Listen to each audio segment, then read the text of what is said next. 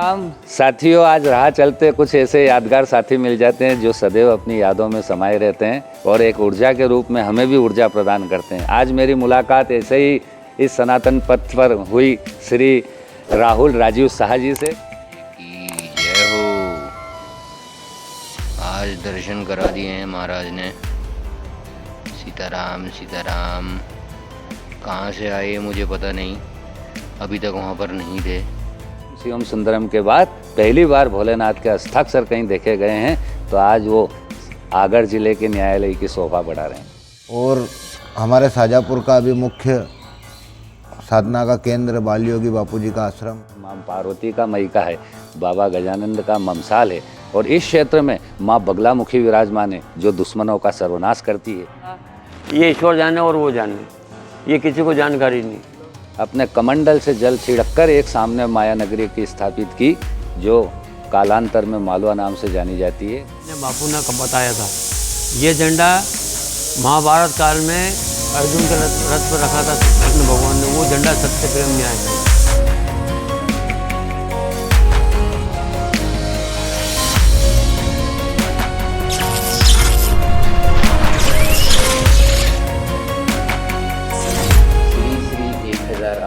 ब्रह्मलीन परम पूज्य श्री बाल योगी बापूजी सीताराम महाराज की जय हो जय हो। सीताराम। कैसे हैं सब लोग? अब तो मैं पहुंच गया हूँ। ओम शांति। सीताराम बाबूजी की कुटिया पे। तो कुछ जानते हैं इस स्थान की महत्वता, कब से ये स्थान बना और संत लोग यहाँ पर कब से आते हैं, बाबा जी की क्या महिमा है, अंदर जो बाबा जी विराजमान है। ओम शांति। जय श्री महाकाल। ओम नमो नारायण। हम शाजापुर के बाल योगी बापू आश्रम ओम शांति बापू की कुटिया में अभी बैठे हैं। हमारे साथ हमारे गुरुजी जगदीशपुरी जी महाराज जो कि यहाँ के मुख्य सेवक हैं, पुजारी जी हैं, और हमारे आश्रम के भक्त मार साहब जो यहाँ के सबसे पुराने भक्तों में से एक, हमारे मित्र लाड़ सिंह जी, और उन्हीं के गांव के एक और भक्त जो कि जय गुरुदेव के उपासक हैं जी हिंदू सिंह जी गुर्जर जो कि खैरखेड़ी गांव के रहने वाले हैं। और इस स्थान के बारे में हम हमारे मुंह से क्या बताएं, ये स्थान स्वयं सिद्ध परम पूज्य बापू बाल योगी जी का स्थान है, जिन्होंने भारत देश के कई हिस्सों में अलग अलग जगह पे रहकर अपने चमत्कार दिखाए हैं और अपने भक्तों का कल्याण किया है। और अंत में आकर उन्होंने हमारे शाजापुर, हमारा परम सौभाग्य, यहाँ पर आकर उन्होंने समाधि ली। उनके यहाँ पर कई भक्त हैं, अनुयायी हैं। गुजरात महाराष्ट्र में भी उनके कई अनुयायी हैं। द्वारकाधीश जी के भी वो सेवक रहे, द्वारका में भी उन्होंने यज्ञ किया। और हमारे शाजापुर का भी मुख्य साधना का केंद्र बाल योगी बापूजी का आश्रम, जहाँ पर गुरु पूर्णिमा महोत्सव का भी आयोजन 5 दिन के लिए गुरुजी की सेवा में किया जाता है, यज्ञ का आयोजन किया जाता है तथा कई प्रकार के धार्मिक आयोजन होते रहते हैं। और यहाँ पे दूर दूर से बाहर से आए हुए संतों के लिए 12 महीने 24 घंटे आश्रम के दरवाजे खुले रहते हैं। उनको यथोचित उनकी जो भी सेवा आश्रम द्वारा की बन पड़ती है वो करते हैं। अगर इस पृथ्वी पर भगवान भोलेनाथ ने अंतिम दर्शन यानी कि सबसे आखिरी में कहीं पे प्रकट होकर भक्तों को दर्शन दिए हैं, तो वो हमारे शाजापुर ज़िले का ही एक अलग ज़िला बना हुआ आगर में, जहाँ पर बाबा बैजनाथ के नाम से बाबा विराजमान है और वहाँ पर उनका भव्य मंदिर बना हुआ है और आज भी वो भक्तों का कल्याण कर रहे हैं। और यहीं से नज़दीक में हमारे महाकालेश्वर 50 किलोमीटर की दूरी पे राजाधिराज बाबा महाकाल ज्योतिर्लिंग स्थापित है। मेरा नाम वसंत कुमार सोनी, रिटायर्ड शिक्षक हूँ, शाजापुर में रहता हूँ। हिमालय वासी जो मानसरोवर के रहने वाले हैं, यहाँ यज्ञ करा था, हमको भी दर्शन करने का सौभाग्य प्राप्त हुआ और ये उनके द्वारा ही लिया गया स्थान था। तो यहाँ पे ये अब जो है उनको यहीं पे विराजमान है, तो यहीं पे उनका समाधि बनी हुई है। अभी यहाँ पे 87 में आए थे अपने टुकराना गांव में कि ये स्थान है और सामान्य जी में यज्ञशाला, बाकी हिंदुस्तान में कोई स्थान नहीं। मानसरोवर के अलावा, और दिगंबर से पूर्ण, दिगंबर अभी भी है, वो तो पूर्ण अपन थे क्या बोलते हैं, गलत बोलते हैं, लेकिन है अभी भी। बस महाराज जी के बारे में यही है कि अपन उनको ये जो देखा है, उनका नियम था कि किसी भी यज्ञ में रसीद नहीं काटना, गेहूँ ज्वार इकट्ठा नहीं करना, किसी से मांगना नहीं, जो अपनी मर्जी देगा, जो भी भक्त आते हैं उसके बाद हम देंगे। फिर वो खर्च वो करते थे पूरा उसका। और किसी भी यज्ञ में एक सुतली का भी बाकी नहीं उनका, किसी का भी, पूरे हिंदुस्तान में कहीं पे भी सुतली का बाकी भी नहीं दिया। वो करते, उनके भक्त होना आते वो करते, बाहर से आते वो करते। अब कैसे क्या होता था ये ईश्वर जाने और वो जाने, ये किसी को जानकारी नहीं। पूछा था उनसे कई बार, सबने, कई भगत होना आते हैं हजारों, पर वो जब जाते हैं तो किसी कोई सांस में नहीं रहता। बस वो कहते हैं हम मानसरोवर से आएंगे, जब यज्ञ करेंगे जब बुला लेंगे। जहाँ भी यज्ञ करते सबको बुला लेते थे।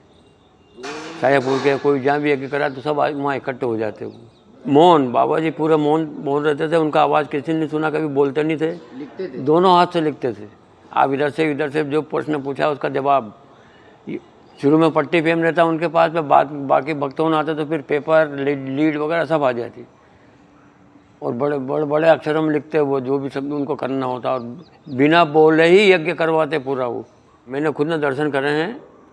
एक बार क्या हुआ कि हम बड़ौदा गए थे उनके साथ, वो द्वारका चढ़ाने के लिए, यज्ञ चढ़ाने के, वो झंडा चढ़ाने के लिए। वहाँ से जब वापस आए तो हम बड़ौदा में ठहरे हुए थे। इन्हें बापू ने बताया था ये झंडा महाभारत काल में अर्जुन के रथ पर रखा था कृष्ण भगवान ने, वो झंडा सत्य प्रेम न्याय का यही कलर है वो, तीन ही। ये बापू ने बताया था लिख के। शुभ नाम प्रभु जी?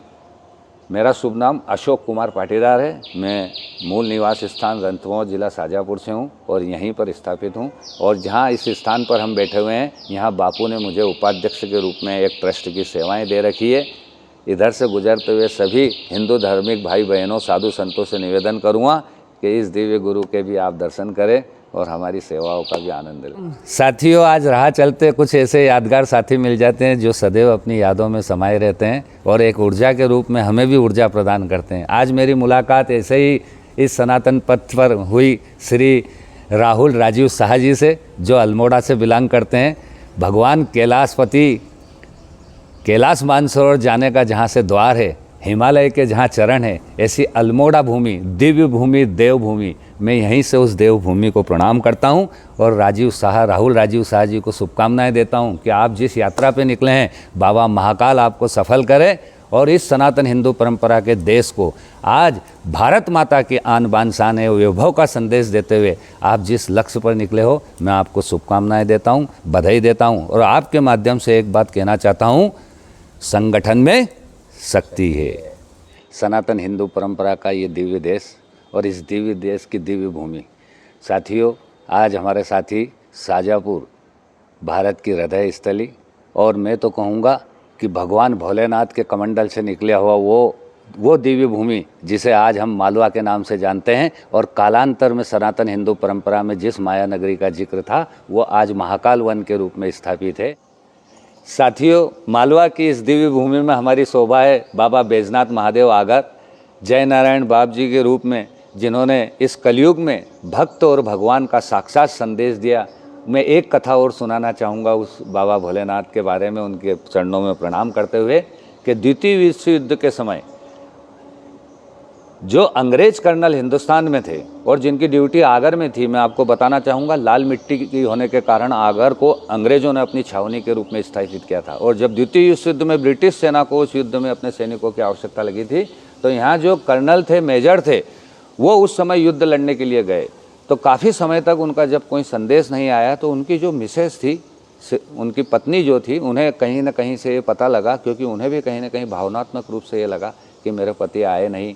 तो वो नज़दीकी मंदिर जब गए और वहाँ गुरुजी से उन्होंने इस विषय को लेकर बात करी, तो कहते हैं कि बाबा भोलेनाथ के सामने जब उस अंग्रेज़ की मिसेस ने प्रार्थना की कि हे प्रभु आप मेरे पति की रक्षा करें, तो उस अंग्रेज़ ने द्वितीय विश्व युद्ध से लौटने के बाद में, ये मैं आपको रियल सत्य घटना बता रहा हूँ, आप लंदन और इंग्लैंड ब्रिटिश इतिहास में इस जिक्र को निश्चित तौर पे पढ़ सकते हैं।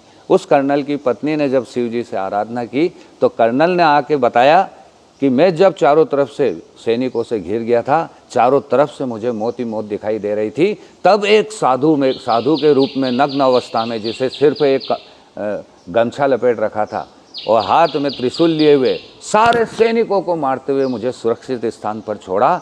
ये जब उन्होंने आकर इन शब्दों के रूप में उस विश्व युद्ध का जिक्र किया, तो कहीं ना कहीं बाबा भोलेनाथ के प्रति हमारी आस्था ने भी 4 गुना बल मिला। और ऐसी दिव्य रूप में बाबा ने हमारे बीच में विराजे हैं, महाकाल रूप में विराजे हैं। मैं सबसे निवेदन करूंगा कि आप एक बार आगर की भूमि में जाकर बाबा बैजनाथ के दर्शन करें। और पहला मंदिर हिंदुस्तान का ऐसा है जो किसी कर्नल की पत्नी द्वारा अपने भक्ति मार्गों को समर्पण के रूप में स्थापित कर अंग्रेजों को भी सनातन परंपरा के प्रति अपनी आस्था के रूप में सबूत दे के गए हैं। मैं बाबा भोलेनाथ के चरणों में प्रणाम करता हूँ। बोल बैजनाथ महादेव की जय। और माँ पार्वती के बारे में एक कथा है, सुनिए कि रक्षाबंधन के समय माँ पार्वती जब अपने मैके जाने के लिए व्याकुल होने लगी, तो दिव्य भोलेनाथ ने आने वाली उस घटना को देखते हुए उन्हें अपने कमंडल से जल छिड़ककर एक सामने माया नगरी की स्थापित की, जो कालांतर में मालवा नाम से जानी जाती है और ये महाकाल का ससुराल के नाम से सुना जाता है। मैं एक बात निश्चित तौर पे कहूँगा कि संपूर्ण धरती की आभा मंडल सावन के महीने में इस मालवा क्षेत्र में रहती है, क्योंकि ये माँ पार्वती का मैका है, बाबा गजानंद का ममसाल है। और इस क्षेत्र में माँ बगलामुखी विराजमान है, जो दुश्मनों का सर्वनाश करती है। और कलयुग में अगर एक बात सिद्धि के साथ मैं कह सकता हूँ कि बाबा भोलेनाथ आखिरी बार अगर कोई चमत्कार देखने को मिला है तो वह आगर की भूमि में परम पूज्य गुरुदेव जी के रूप में जब वो वकील बनकर उस कोर्ट में पहुँचे और अपने भक्त की लाज रखते हुए उस संविधान के पेपर पर जब साइन किए, तो सत्यम शिवम सुंदरम के बाद पहली बार भोलेनाथ के हस्ताक्षर कहीं देखे गए हैं। तो आज वो आगर जिले के न्यायालय की शोभा बढ़ा रहे हैं। मैं सभी साथियों से निवेदन करूंगा कि आप जब भी महाकाल आए, इस दिव्य भूमि में, इस मालवा में भी निश्चित रूप से घूमें, यहाँ की भी दिव्य जगहों के दर्शन करें।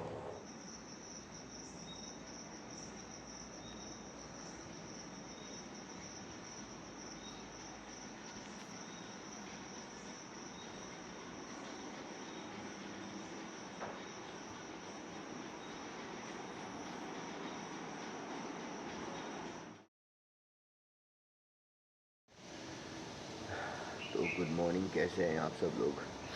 आशा करता हूँ आप लोग सब अच्छे होंगे। कल शाम में पहुँच चुका था यहाँ पर आश्रम में, बालयोगी बाबा जी के आश्रम में पहुँच चुका हूँ। और यहाँ पर मैंने थोड़ी देर आराम विश्राम करा। उस दौरान मैंने कुछ वीडियो अपलोड करी थी। मैं थोड़ी देर जैसे आराम करा था, मैं सो गया यहाँ पर और रात हो गई। अचानक से मेरी तबीयत में थोड़ा सा बदलाव आया, पानी के कारण हो रहा है ये सब। जुकाम और बुखार बहुत ज़्यादा होने लगा है। तो अभी यहाँ पर मैंने अभी अपना आसन लगाया था। भाई जी लेके आ गए मेरे लिए भोजन, पंडित जी के घर से आया है भोजन, तो दिखाते हैं आपको क्या क्या है भोजन में। तो भोजन में आया है घर का भोजन, फिर से देखिए, ये दाल सब्जी और अचार, ये और रोटी और एक गोला और जल है हमारे पास। तो धन्यवाद बहुत बहुत। जय सीताराम, जय जय गुरुदेव। पाते हैं इसे जल्दी और फिर करते हैं अपना काम। मैंने इसका नाम पूछा तो उसका नाम है बाफले। बाफले है ये और बहुत टेस्टी है। तो अब निकलते हैं महाराज जी, आशीर्वाद दीजिए अपना यहाँ से और आगे की यात्रा पूरी करता हूँ और उज्जैन की तरफ बढ़ता हूँ महाराज जी। ओम शांति शांति शांति शांति शांति। इजाज़त दें, चलते हैं अब आगे की यात्रा। मेरी सफल और मंगल बनाइएगा और साथ में रहिएगा मेरे। सीताराम। तो निकलते हैं अब यहाँ से।